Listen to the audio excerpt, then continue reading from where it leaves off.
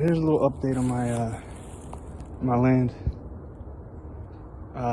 There's a hanging tree there. I cut that down. It was hit by lightning. So I cut that down, turned it into firewood, stacked the sticks there. I'm gonna burn them later.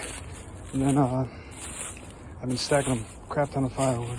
I figured I'd use this old pole that came with the garage. But yeah, here's the part that was struck by lightning. And I don't know, I've heard, I saw on 4chan one time that someone tried to do a Ouija board, and the message that came out said like something like, if you make a Ouija board out of wood that was struck by lightning, it would work a lot better. And the guy was like, that's weird. And then that night, his tree in his backyard got struck by lightning, and there was like a piece that looked like it would fit perfectly as a board if you like sanded it down and whatnot. I would never use Ouija boards because they're retarded, but I think that makes sense with the whole lightning. Like it's like that movie The Natural, where he gets the bat. He has that bat that he got from the lightning struck tree. I'm gonna try to make something with that, with the lightning struck, maybe an axe handle or something. Yeah, see, I've been stacking wood. I've been burning a lot of brush. Cleared this all out. This used to be a whole pile of brush. It's all gone. I got carpet there. This carpet was probably like if hell, like screw like medieval torture, I think pulling carpet out of the ground is worse than that. It like broke me. I wanted to I had to like reach deep down just to fucking keep doing it, because pulling it out of the ground is like the hardest freaking thing ever.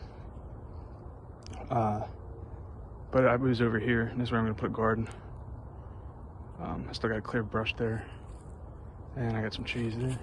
This is the garden, like my test garden, where I had the Tesla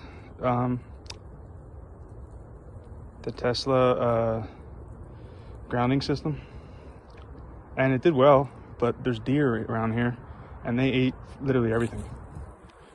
They liked it. I didn't get to see anything from it, but it did well. So next time I just need fences. And then the other method I tried was over here on this side. I mean, it did well too, but you obviously can't tell because it's almost winter.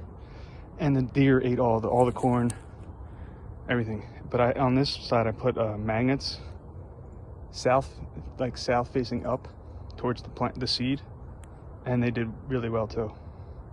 So I think both methods kind of work. And I was watching recently. Benjamin Balderson had an interview with Mitch something. He was like in the Orgone.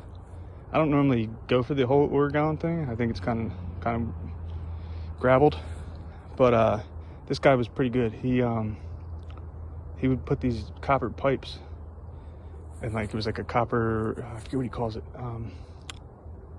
He calls it gifting, but he calls the pipe something. It's just like an aluminum or copper pipe filled with fiberglass resin and another type of metal shavings, I think. And he puts them in the ground, and it's like bringing the rain back to Arizona. He's bringing the rain back to Arizona. So my theory on that is like copper and aluminum, they aren't natural. Like 99% pure copper or aluminum is not natural. Same with like resin, which is I forget, it has something like, I forget the ingredients on it, but it had like fire retardant and bug repellent in it. And the only thing that that fiberglass resin works with, I think Benjamin Balderson alluded to this in the interview, is that it's good for it's conductive, and that's what you need.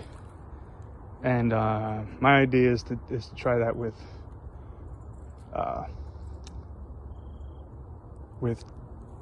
graphene and pine resin. Basically, you can make like a glue from tree sap, and you use charcoal, which is really graphene. Grinded up charcoal is graphene, and you put that in a in the tree sap, and you melt down the tree sap, put the charcoal in it, and you got the same exact type of resin, and it's natural, and it'll be highly conductive because graphene is like super conductive, and charcoal is too. But yeah, the reason why I think he does it, why it works, is because copper and aluminum are 99% pure. They're not like found in nature, 99% pure. So that's why they're unnatural. So it like draws elements around it to, like, other elements are attracted to it, kind of. Like it pulls them in because it wants to go back, it wants to correct for the unnaturalness, to go back to the, like how copper ore is, or aluminum ore, or whatever. So that's why I think it works. And that's why I think the Tesla grounding thing I did over there worked pretty well, is because I put copper wire in the middle of it, and then I had it spread out underground. And I also started hearing like a signal, like a buzzing, after I did that.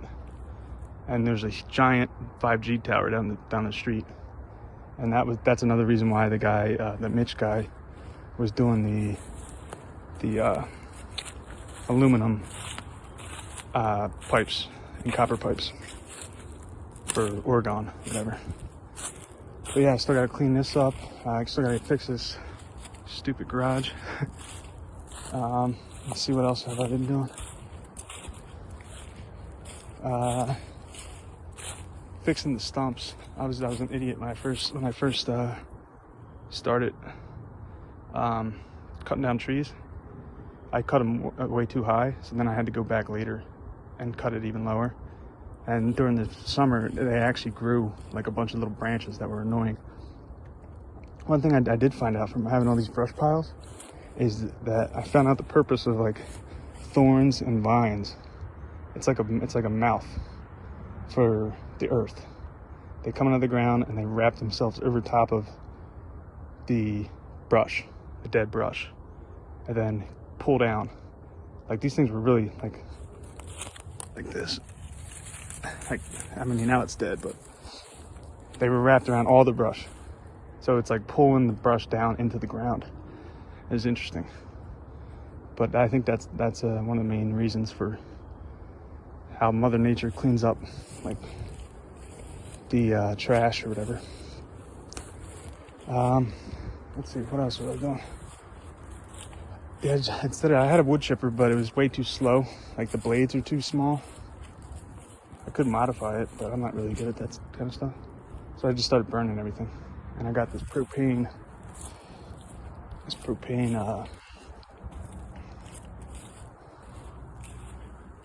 tank with one of those attachments at the end.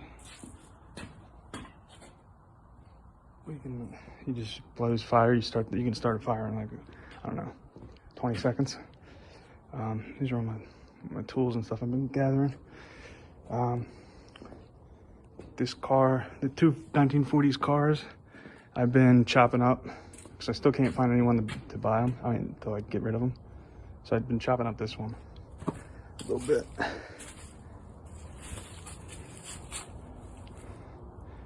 And there's all the scraps. So I guess I'm gonna just keep chopping them up. Maybe try to use the metal for like a what are they called? Stove, fire stove? Furnace? I don't know. Whatever you put in. How am I not remembering this? Fireplace. Metal like fireplace, and then run it through the back of the garage. Yeah, this is what I've decided to do for electricity so far. It works pretty well, actually. You get the battery, the inverter. I have a 3,000 watt inverter, but I was just messing with this one. Plug this, you attach this on, boom, boom, and then you plug the charge controller. This is just a battery charger. You plug this into the inverter, and you attach this to the plug as well, on top of it, on top of the plugs for the inverter. And it'll automatically charge the battery while it's plugged in to the inverter. It's pretty cool. So I have my Makita thing, I have this plugged in. I can charge all my batteries in the other slot and have this plugged in here so that when it's pulling all the power, it's still able to keep the charge because the charge controller is recharging it as it's doing it. So far it's been working pretty well. Let's see what else. That's basically it. I've been coming here a lot more, but yeah, that's about it. Got my emergency food supply, my steel chainsaw, which I hate. I despise steel now. Worst chainsaws ever. This Chinese Kucher or whatever it's called. I don't know if you can see that. Starts in one pull. I ran it for like 2 days without, because I didn't know you had to put oil in a chainsaw. I ran that thing for 2 days without oil and it ran fine. And then I get the steel and the manual says if you don't run this with oil, it can blow up or something. And it takes freaking forever to get the stupid steel to work. To start, I mean. Alright, stop raining. But yeah, that's a little update. Thanks. Hope you enjoyed the video.